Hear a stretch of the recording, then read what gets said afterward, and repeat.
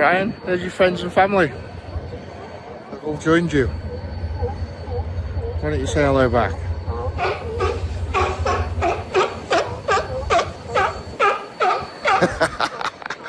Welcome back to day 2 of the World's Strongest Man. Today we have the Flintstone Press behind the neck and the Atlas stones. Rauno Heinla is 7 points in the lead in front of Mitchell Hooper and 9 points in front of Tom Stoltman. So Rauno Heinla is looking absolutely on fire right now. It is all to play for if Rauno Heinla comes sort of mid-table on the Flintstone Press and sort of 3rd, 4th on the Atlas stones. There is a chance that Mitchell Hooper could take the win, in my opinion, and Tom as well, because Tom is most likely to win the stones, and if there's a draw on points, Tom will win on countback, because whoever wins the stones in the fastest time gets the countback. So get to the arena, meet Brian. Now Brian said hello to his mum and dad and brothers and sisters and everybody, and we'll have a look at how the apparatus looks. Right guys, we are at the event stage, so as you can see there, it is literally a pair of rocks on a bar, which looks pretty cool. And I think they are genuine rocks that have drilled holes into and literally slipped a 7-foot Olympic bar through it, which is pretty cool. So what they're going to do is add plates. Once it gets to a certain weight, take the plates off, they add another rock, which all adds to the element of the difficulty of the lift, because the rocks aren't going to be absolutely centrally balanced. It's going to pull you forward and backward just a tiny bit more than it would with normal weight plates. I think the winning lift today, I mean, most of the guys are lifting like 230, 240 kilo, and you've got to think they've already competed in close to 10 events, so I think 8 events. So they're going to be tired. The sleep, the food, the travel, everything is making these guys work a little bit harder to get the best results out of themselves. So I'm estimating around 240, 250 kilo maybe for the win. We have got Lucas Hatton, who we will show the footage of because he's not part of the competition, going for a world record. Now the world record is 277 kilos. That is the heaviest weight ever put above a head of a human being from the shoulders. So that's going to be pretty cool to watch. Right, the top 3 in the event is Rauno Heinla on 36 points. We've got Mitchell Hooper in 2nd place, 7 points behind on 29. Tom Stoltman is 2 points behind that on 27. So I'll be back with you in a second, and we're going to watch Lucas Hatton attempt to break the world record in the Flintstone Press.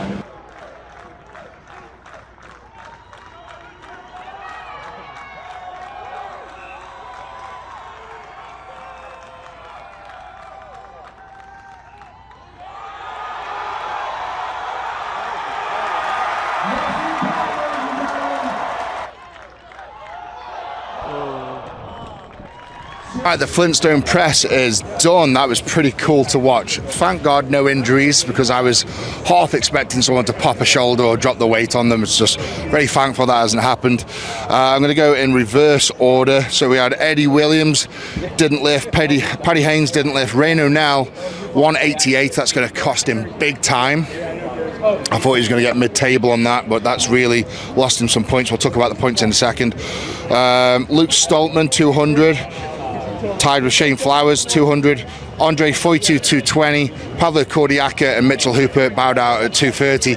Watch this clip here. Mitchell Hooper put 241 above his head and then just couldn't stabilize, fell back a little bit and dropped and nearly crushed himself. So thankfully he's okay, but that was a very close lift. And then tied first was Tom Stoltman and Trey Mitchell on 241 kilos.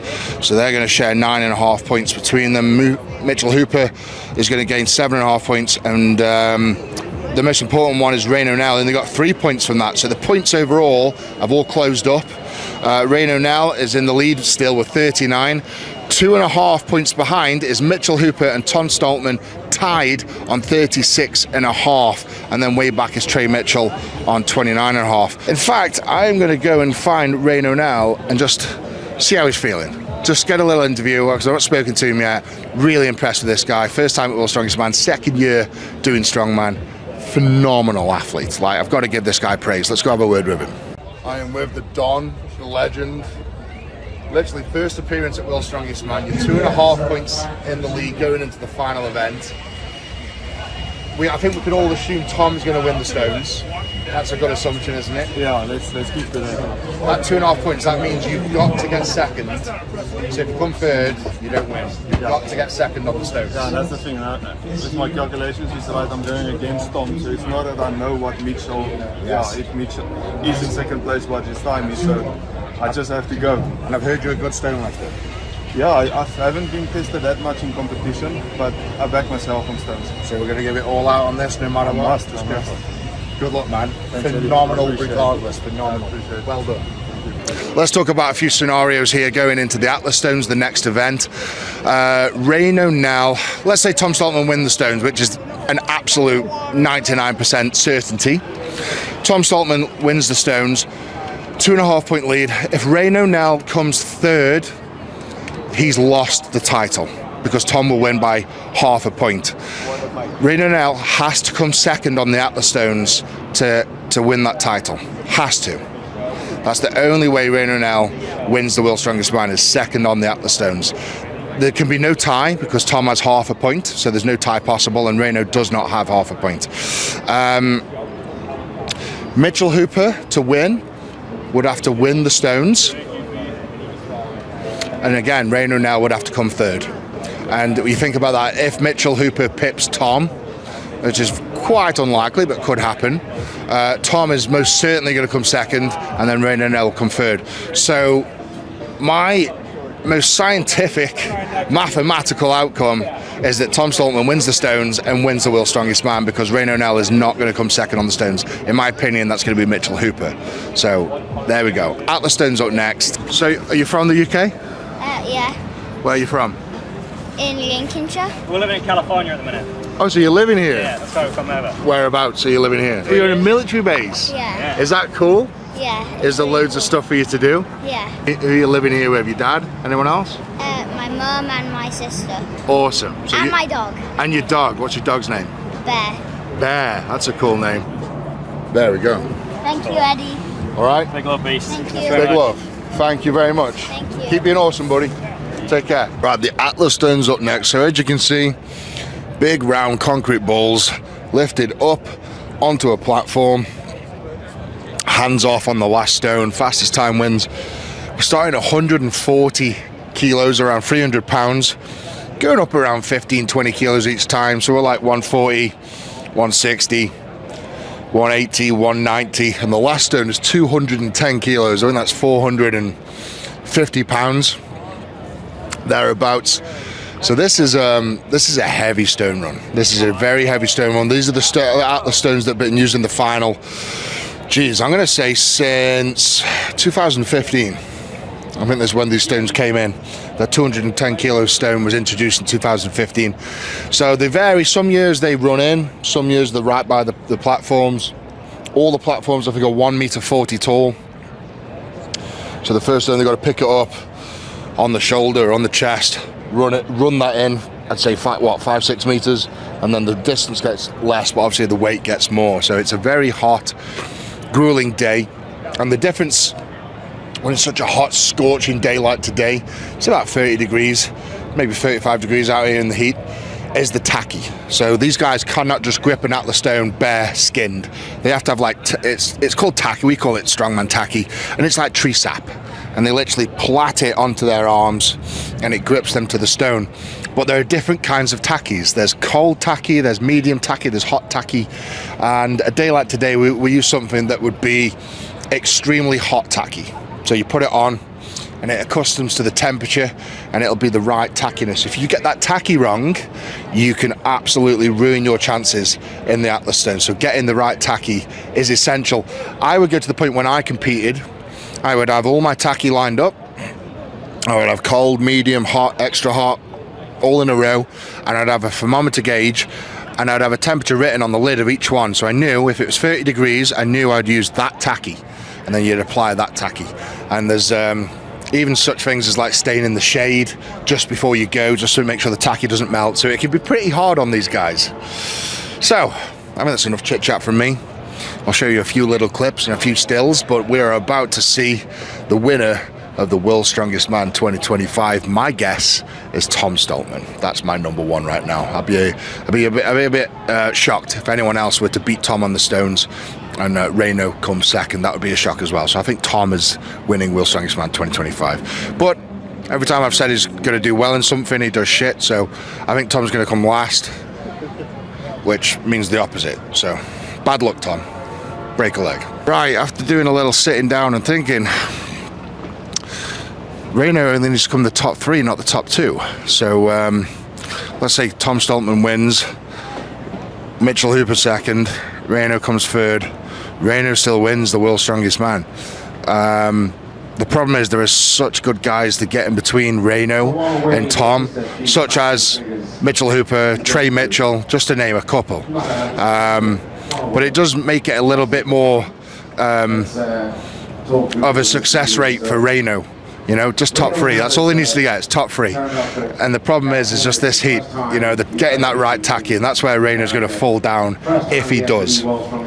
So it's all the marbles now. Let's get it. Rauno now is just taken the World's Strongest Man title. Mitchell Hooper was 0.6 of a second behind you. Really? If Mitchell Hooper was 0.6 of a second quicker, you would have come 4th and you wouldn't have won. So that little slip up, Mitch slipped on the first stone. So a little mistake has gained you the World's Strongest Man title. And I just want to put in perspective, Rauno still works full time. He's still a full-time job, and it's just like a part-time thing for him. So Rauno, World's Strongest Man, how does that feel, brother? It's amazing, Eddie. Yeah, this is a dream come true. To achieve it in my first years, I would have never even dreamt about this, it being so perfect.